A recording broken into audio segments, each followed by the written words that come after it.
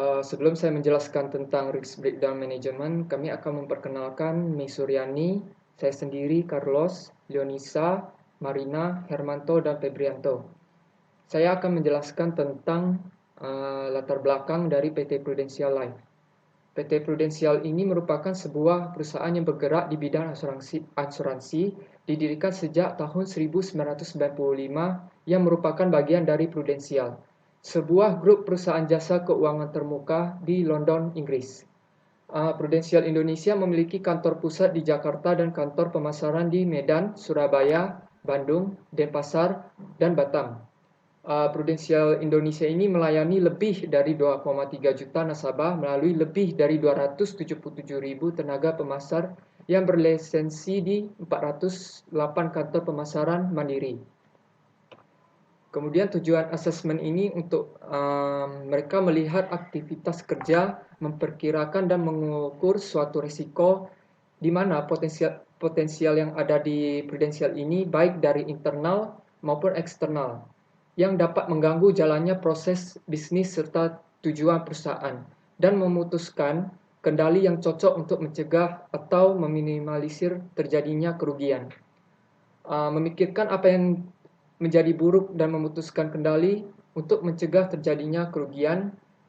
Prudensial ini harus menganalisis tentang bagaimana risiko-risiko yang ada dan kemudian untuk mencegah terjadinya kerusakan atau cedera, seperti itu. Kemudian penilaian ini harus dilakukan pengendalian yang diperlukan untuk mengurangi risiko yang terjadi pada prudensial untuk mengambil keputusan yang aman dan tepat. Oke, selanjutnya kita akan membahas tentang risk breakdown strukturnya.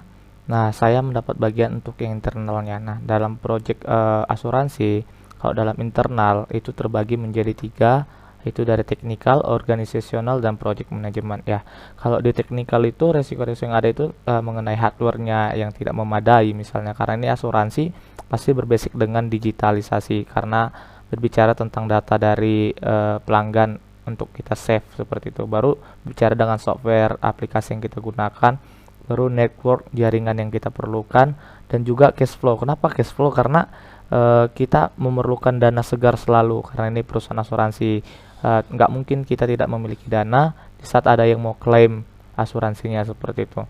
Baru di organisasional ada tentang executive support karena kalau dalam perusahaan jika eksekutif atau manajernya dan yang lain tidak support maka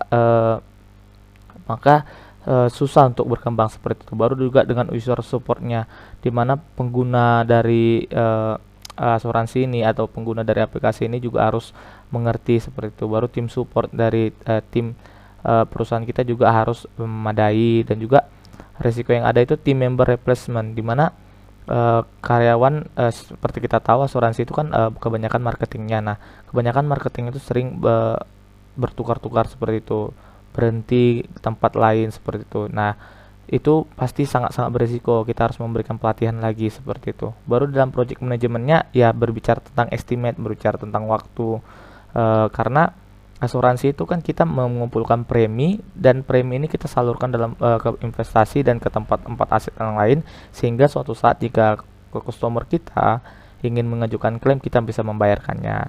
Terus juga komunikasi, terkadang komunikasi ini juga dalam project management ini kan berbicara dengan kepercayaan orang. Jadi jika kita salah miskomunikasi misalnya itu sangat-sangat buruk seperti itu. Baru berbicara dengan resources dan juga scope creep. Nah, hanya itu saja. Selanjutnya dilanjutkan oleh teman saya. Selanjutnya ada risk eksternal. Yang pertama economical, yang terdiri dari regulatory, spekulatif, inflation, currency fluctuation. Risk yang terjadi karena perubahan exchange rates. Kedua, fundamental, yaitu ada natural disaster dan kerusuhan. Bisa saja pada saat pelaksanaan proyek ini terjadi hujan, badai. Dan yang ketiga, legal uncertainty, contract issuance, dan unjust contract causal, yaitu kontrak yang memberatkan salah satu pihak atau kontrak yang tidak adil.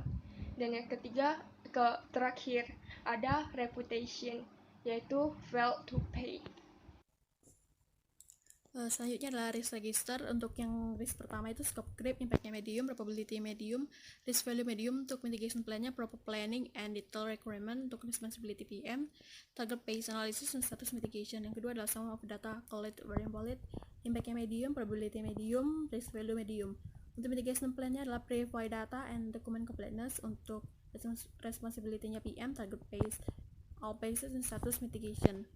Untuk risk yang ketiga adalah inflation, impact-nya high, probability medium, risk value medium. Untuk mitigation plan-nya adalah optimization of funds, responsibility PM, target based analysis, dan status mitigation. Yang keempat, currency fluctuation, impact-nya high, probability medium, risk value medium. Untuk mitigation plan, hedging and diversification of asset, responsibility PM, target based analysis, dan status mitigation. Yang kelima, risk-nya adalah dokumen pending approval, impact-nya low, probability low, risk value low. Mitigation plan-nya adalah prepare document in timely manner for circulation purpose, target base, all basis, dan statusnya mitigation. Risk event. Yang pertama, data dari sumber sistem terhapus dengan persentase potensi terjadinya sebesar 10% yang memicu sistem bermasalah sehingga memberikan dampak pada penundaan proyek, maka perusahaan menerapkan strategi avoid dengan memiliki salinan data sehingga dapat menjadi data cadangan. Yang kedua, akibat dari pandemi dengan persentase potensi terjadinya sebesar 10% yang memicu permasalahan lingkungan sehingga memberikan dampak terhadap gagalnya pembayaran, maka perusahaan menerapkan strategi mitigate dengan mengoptimalkan teknologi perusahaan. Yang ketiga, fake death data, yaitu pemalsuan data kematian dengan persentase potensi terjadinya sebesar 10% yang memicu kecurangan terhadap perusahaan sehingga berdampak terhadap penundaan proyek pada perusahaan, maka perusahaan menerapkan strategi mitigate dengan memperketat selektif data yang diterima oleh perusahaan. Yang terakhir, resesi dengan persentase potensi terjadinya sebesar 50% yang memicu permasalahan lingkungan hidup sehingga berdampak terhadap penundaan proyek pada perusahaan, maka perusahaan menerapkan strategi mitigate dengan mengoptimalkan dana perusahaan. Dan yang terakhir itu ada kesimpulan yang kami ambil dari perusahaan Prudential Asuransi. Dengan adanya penilaian terhadap risiko, diharapkan Prudential dapat mengurangi risiko yang ada agar dapat mengambil keputusan yang aman dan tepat, serta dapat meminimalisir kerugian terhadap perusahaan. Sekian dari kelompok kami. Apabila ada kekurangan, kesalahan, pertanyaan atau saran bisa bantu disampaikan. Terima kasih.